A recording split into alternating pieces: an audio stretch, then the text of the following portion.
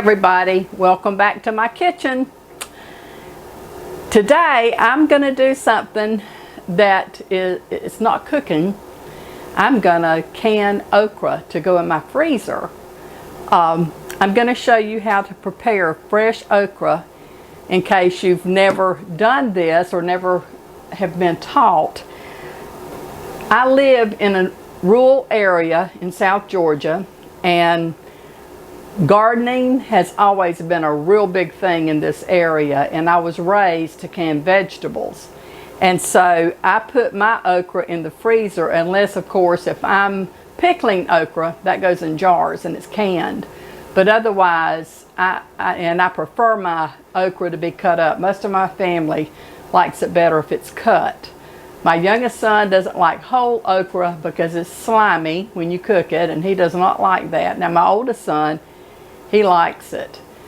But anyway, I'm going to show you how I prepare my okra for the freezer. Now, the man that I bought my okra from this morning said that his wife had tried cutting up okra without blanching it and then vacuum sealed it and put it in the freezer, and that it held up okay, held up good, and was just as good to her as if you blanch it. But I'm gonna do some that way. I'm gonna try it, but I'm also gonna blanch it. And the way I blanch my okra is in the oven. Now, you want to make sure that you have washed your okra and gotten any debris from the blooms or anything that might be on the okra. You want to make sure that it's good and clean. So I have already washed my okra. It has drained, and I'm going to start by blanching it. So I've got 4 baker sheets here, and I'm just going to place the okra on these baking sheets, pop them in the oven. It won't take very long, and then when I take them out, I've got cold water drawn in the sink, and I will drop it in the cold water to stop the cooking process. So let's get started.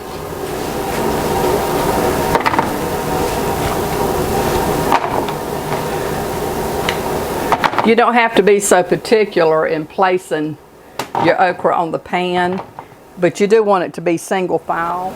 I have preheated my oven to 400. I want these to get hot really quick because you don't want to cook it. You just want to blanch it, and you can tell when it's blanched, it will turn a bright green, and that's all you want to do. That just stabilizes the vitamin or nutrients that's in your vegetable and helps to stabilize it, to preserve it, to hold until you use it. So that's all I'm going to put on this pan. I'm going to go ahead, I'm going to do 2 pans, and I'll put those in the oven, and then while I'm filling the other 2 pans, these can be blanching. I was so thrilled to be able to get this okra. I used to buy okra from an elderly gentleman and his wife, and I bought all my vegetables from him, but he got where he was not able to do it. He had a huge garden. He gardened for the market, for people. I mean, he didn't take it anywhere. They came to his house and bought it. I would buy corn and peas and butter beans and mustard and okra. I would buy okra by the bushels from her. She would get out and gather the okra. He planted it, but she said it was hers. She got to keep the money off of the okra. Real sweet people. Good Christian people. I just loved them, and I miss them. I really miss being able to get to see them. But, you know, all good things come to an end. We can't work forever. Our bodies just wear out. And that's the Lord's plan. So, you know, He knows what He's doing. And okay, I've got those 2 pans ready. I'm going to pop these in the oven. I will show you when I take them out how they look. And I'll get the other 2 pans prepared. Okay, the okra has blanched. It took 6 minutes for it to blanch in a 400-degree oven. And so I'm going to pop this in cold water and get ready for the next ones to come out of the oven.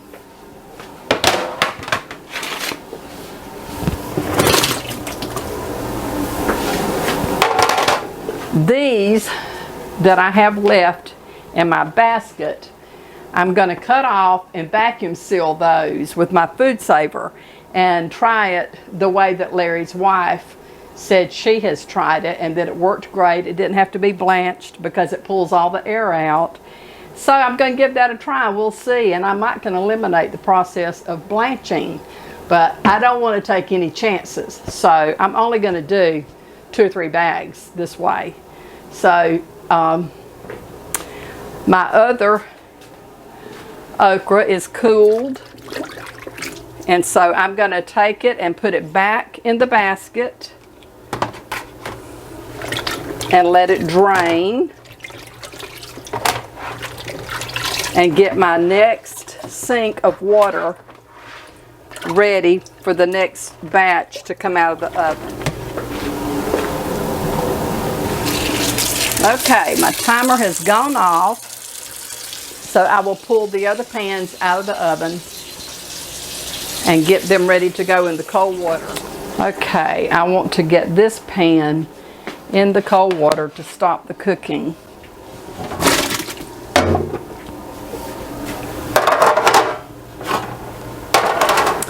I will go ahead first of all and cut up the okra that is not blanched. I'll get that done, get it out of the way. Okay, you want to cut the tips and also the end where it grows on the plant. Cut those off and discard those.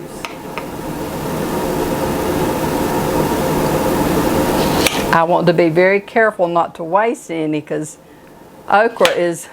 good okra is hard to come by. When you buy it in the store, so much of it has really tough okra. They will have these pieces in it. So I'm very stingy when it comes to my okra as far as preparing it. I don't want it wasted. Like the old saying, waste not, want not. Okay, so I'm going to get busy cutting here. I try to kind of group the same sizes together, and it makes your cutting go a lot easier, a lot quicker. Not easier, but quicker. You don't want your okra cut too thick, or I don't. You can see, let me show you a close-up here, kind of the thickness. It's probably about 1/4 inch, most of it. And the way I cook my okra is I pan fry it. I don't batter it. I put olive oil, or you can use avocado oil, or I guess any kind of oil that you want to, but I prefer olive or avocado. And I put a good bit in the bottom of my cast iron skillet.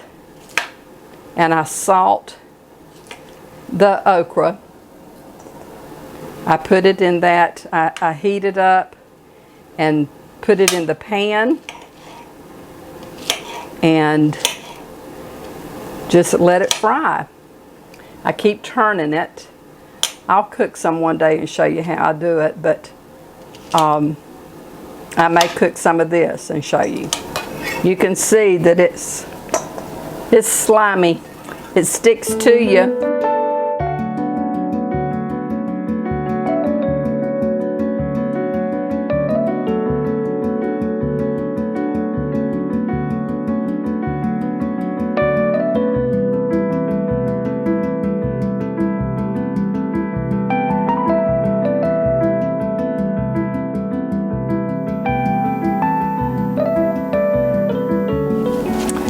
That is sealed nice and tight, totally air-free. So we'll try this and see how this works. And if it's just as good done this way, that will eliminate the process of having to blanch it. I'm going to blanch this other bag. You can see that I have marked the date on my bag. I didn't label what it is because you can look in it and see what it is. So I'm going to vacuum seal this one.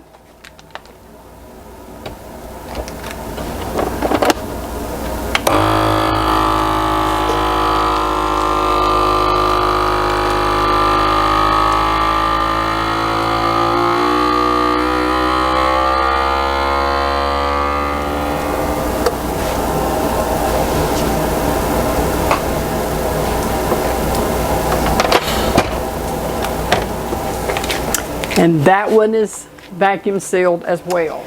I will put these in the freezer now and try them at a later date. This is what's left over that I'm not going to vacuum seal. I'm going to cook this, and I will show you the way that I cook my okra to pan fry it. So I will cook this in a little while, but I'm going to continue to cut up okra for right now. Okay, this is the okra that I have blanched.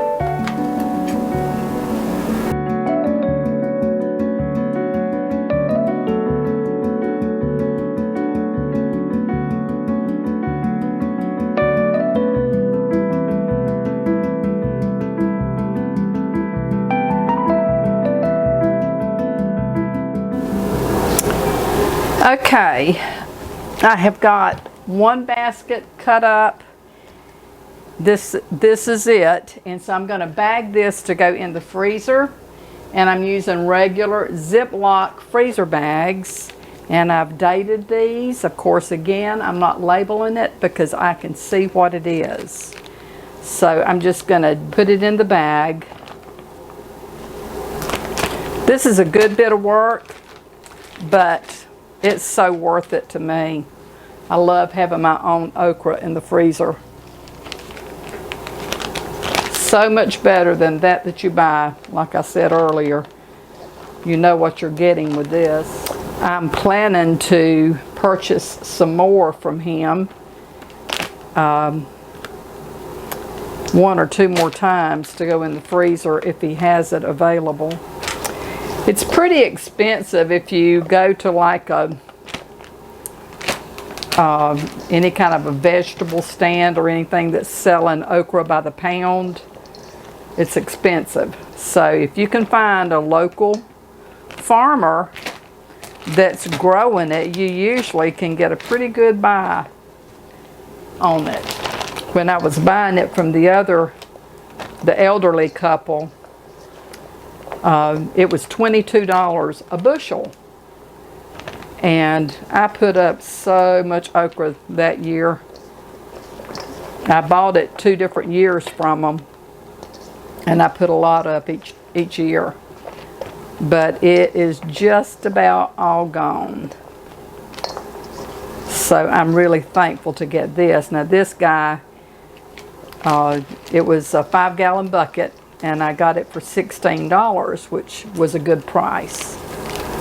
It sticks to you like glue. Oh goodness, I can't hardly get that off of my hands. Okay, I've got to wash my hands before I go any further trying to seal my bags. But this is 4 quarts plus the other 2 that I vacuum sealed, and then I still have that much again to cut off. So I'll be back when I get through with that. Well, praise the Lord, past the ammunition. I am finally through cutting off okra. I had to stop and fix a bite for my son and I. I grilled us a steak, and we ate some of the fried okra. And I baked us a potato. And so then I got back on my okra, and I have finished it. So I'm going to get this bagged and get it in the freezer. It's yielded out really well. I don't know exactly how many bags I will have, but I am so happy to get this. I timed it just right. It's raining outside, and when I was getting ready to fix the steak for Ashley and myself, it was thundering, and I thought, oh my goodness, I hope it don't start raining before I can get these steaks grilled, because my grill is on the outside. And when I finished grilling and had left the gas, had left the grill burning to kind of burn it off a little bit, when I went out to turn it off and to turn off the gas, it was starting to rain. So I timed that to a T. Heather and the 2 little girls came by today, and I cut Heather and Ellie's hair, and they picked up, I had hemmed a a dress that Ellie had gotten that had a big ruffle on it. And it was a gauze fabric tie-dye. But anyway, it was real long on her, and she's tall and thin, and she said she didn't like it being so long on her. So I had hemmed that for her, and I finished Ruthie's gown for the ball that she's going to. And I have told her, I want pictures, Ruthie. I've had some of my subscribers say for me to post pictures of it. So I told her, I said, I want pictures front and back. That's my payment for making that gown. She just laughed about it, but she told me she would get some, so we'll see. If I get them, then I will post them so you can see how beautiful my granddaughter is. Not that her gown is beautiful, even though it is. It turned out so pretty. So we'll see. I tell you, if you've never cut up any okra, you don't know what you're missing out on. Oh my goodness. This is so slimy. It is like chasing a greased pig or trying to catch a greased pig. It is slick, slick, slick.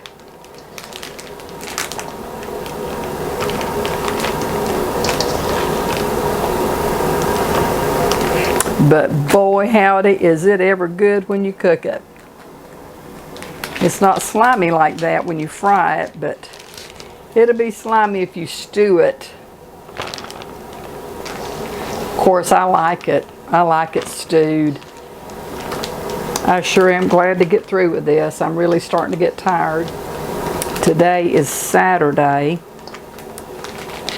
and so tomorrow is church day, and I'm gonna be making a dish for our dinner tomorrow. It's called an upside down pizza. Ruthie had called and asked me would I please make one for Sunday. So I'm not videoing that one tomorrow because I'll have to finish baking it at their house. But I think I will make a small one for Ashley and myself next week, and I will try to video that one. It's really good. My husband was the one that would make those. When my children, when Heather and Matthew lived in Tennessee, and when they would come home, every time they came, Eddie would make upside down pizza. The kids loved it. And so it became kind of a thing. If he knew they were coming, you could just bet on we were having upside down pizza. But the kids, like I said, they love it. And Ruthie asked me would I do that. So we have not had one in a long time, so I'm going to do that tomorrow. But anyway, I've got to wash my hands. You see all that? Oh my gosh, that is so slimy. But anyway, I think probably what I'm going to do, I don't know.